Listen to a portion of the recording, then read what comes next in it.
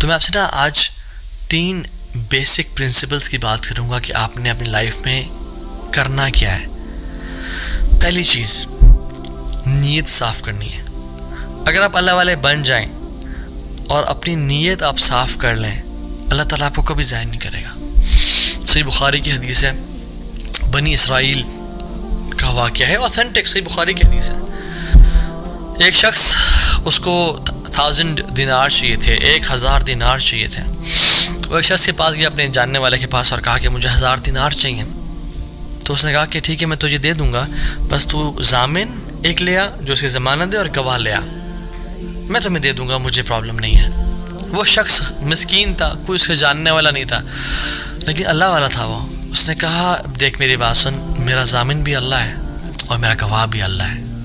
میں اللہ کو گواہ بنا کے کہہ رہا ہوں کہ میں تمہیں واپس کروں گا. اس کو اس بندے کی تقوی پہ یقین آیا اور اس نے کہا کہ چلو میں دے دیتا ہوں، یہ اللہ کو گواہ بنا رہا ہے، اتنا بڑا جھوٹا تو نہیں ہوگا. اور یہاں پہ آئے پاز میرے بھائیوں بہنوں، پاکستان کے لوگوں، انڈیا، بنگلہ دیش، جہاں سے بھی لوگ دیکھ رہے ہیں، اللہ کا نام لے کے نہ کبھی کسی کو دھوکہ نہ دو. ویسے بھی دھوکہ کسی کو نہیں دینا چاہیے، لیکن اسپیشلی اللہ کی قسم کھا کے یا اللہ کا نام لے کے کسی کو دھوکہ نہ دو.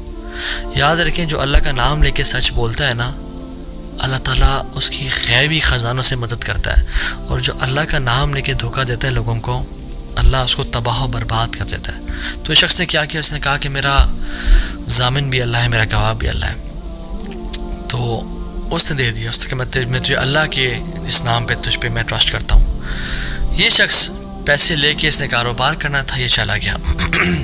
یہ جب کشتی پہ بیٹھا، سوار ہوا، دوسری طرف اترا، اپنا کام شام کیا، واپس آیا. جو دن اور جو مقرر وقت آیا ہوا تھا، جب وہ کشتی پہ آیا واپس، ایک سمندر کے پار یہ شخص تھا، تو جو لاسٹ کشتی تھی وہ نکل گئی. یہ سر پکڑ کے بیٹھ گیا کہ میں نے تو آج وعدہ کیا تھا اور اللہ کو ضمانت دار بنایا تھا اور گواہ بنایا تھا. اب اگر میں آج اس تک مال نہیں پہنچاتا تو وہ کیا سوچے گا میرے بارے میں، اور اس کا تو ٹرسٹ اٹھ جائے گا. یعنی کہ میں نے اللہ کے نام پہ جھوٹ بولا اسے. تو آخری کشتی چلی گئی تھی. اس کے بعد تو کشتی نے اس دن جانا نہیں تھا. تو اس نے کیا کیا کہ یا اللہ، میں نے تجھے ضمانت دار بنایا ہے اور تجھے میں نے گواہ بنایا ہے، تو تیرا کام ہے اس مال کو پہنچانا. اس نے ایک ووڈ لاگ لیا، اس میں سوراخ کیا، اس میں اس 1000 دینار، سبحان اللہ، 1 دینار از اے گولڈ کوائن. اور آپ ایک گولڈ کوائن کی آج آپ ورتھ لگا لیں، ان لیکس، ان ملینز. اس نے کیا کیا، اس کو اس ووڈ لاگ میں ڈالا، پرچی لکھی اور اس میں ڈال کے بسم اللہ پڑھ کے آگے بہا دیا کہ اللہ تجھے میں نے ضمانت دار بنایا ہے، تجھے میں نے گواہ بنایا، اب تیرا کام ہے اس کو.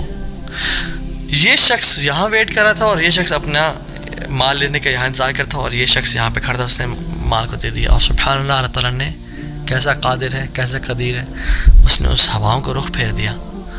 اور وہ بندہ وہاں انتظار کر رہا تھا، اور اس کے بندے کے پاس وہ ووڈ لاگ پہنچا اور اس نے اس کو دیکھا. اس میں پرچی تھی اور پرچی نکالی، اس کو کھول کے دیکھا کہ اس کے 1000 دینار تھے. وہ بڑا حیران ہوا کہ یہ مجھ تک کیسے پہنچے.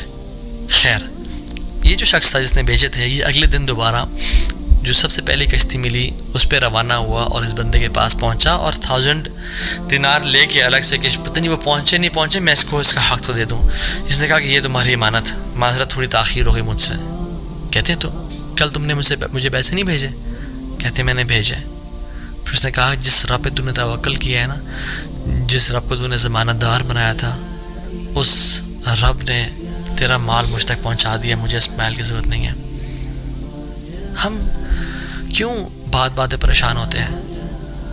کیا کمی ہے ہماری زندگی میں؟ شاید توکل کی کمی ہے، قرآن پڑھنے کی کمی ہے، عبادات کی کمی ہے، حلال اور حرام کی پرواہ کرنے کی کمی ہے، نظروں کی حفاظت کرنے کی کمی ہے. ہماری زندگی میں کچھ کمی ہے جس کی وجہ سے ہم اللہ تعالیٰ کے اللہ تعالیٰ کے ناموں کی وجہ سے ہم we are not living to our fullest. اللہ تعالیٰ کے نام جو مسلمان جانتا ہو کہ میرا رب میں یہ کوالٹیز ہیں اور یہ تو صرف 3 ہیں اور ہزاروں ہیں اس کے علاوہ، وہ کیسے بات پریشان ہو سکتا ہے؟ وہ کیسے انزائٹیز اور پریشانی سے گزر سکتا ہے؟ اس کو پتہ کہ میرا رب ہر چیز پر قادر ہے. قل هو القادر على ان يبعث عليكم عذابا من فوقكم. وہ قادر ہے کہ اس بات پہ کہ تم پہ عذاب لے آئے. ان المتقین فی جنات و نہر فی مقعد صدق عند ملیک مقتدر. عند ملیک مقتدر، وہ مقتدر بھی ہے، وہ ہر چیز پر قادر ہے. تبارک الذی بیدہ الملک وہو علی کل شیء قدیر. وہو علی کل شیء قدیر، وہ قادر بھی ہے، قدیر بھی ہے، مقتدر بھی ہے. تو پریشانی کس بات کی ہے؟ جب ہمارا رب ہے اور وہ ہر چیز کو کنٹرول کر سکتا ہے، اور ہم اگر اللہ والے بن جائیں تو پھر آپ یقین جانیں کوئی مسئلہ نہیں رہے گا. ہر پریشانی کو وہ آسانی میں ایسے بدل سکتا ہے. اس نے صرف کون کہنا وہ بدل جائے گا، صرف ہماری نیت صاف ہونی چاہیے. نمبر 1. اور number 2، second principle to live a wonderful life and to live a happy life is, جو بھی نیکی کریں اس کی اجر کی امید صرف اللہ سے رکھیں. پھر دیکھیں اللہ کی قدرت کے مناظر کیسے دکھاتا ہے آپ کو. پہلی پرنسپل کیا تھا؟ اپنی نیت کو ہمیشہ صاف رکھیں، اللہ تعالیٰ کے لیے کام کرنا، جھوٹ نہیں بولنا، دھوکہ نہیں دینا، فریب نہیں کرنا.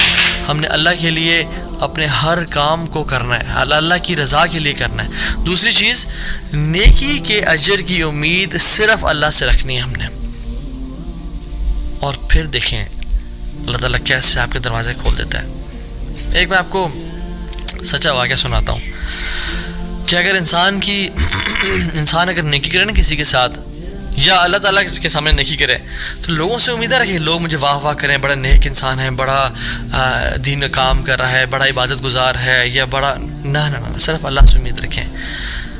یہ 9 ہجری کی بات ہے، اور اس میں ایک کتاب لکھی گئی جزرات الذہب فی اخبار من ذہب، اور اس میں ایک شخص کا واقعہ آتا ہے، ابو بکر بن عبد الباقی کا رحمہ اللہ.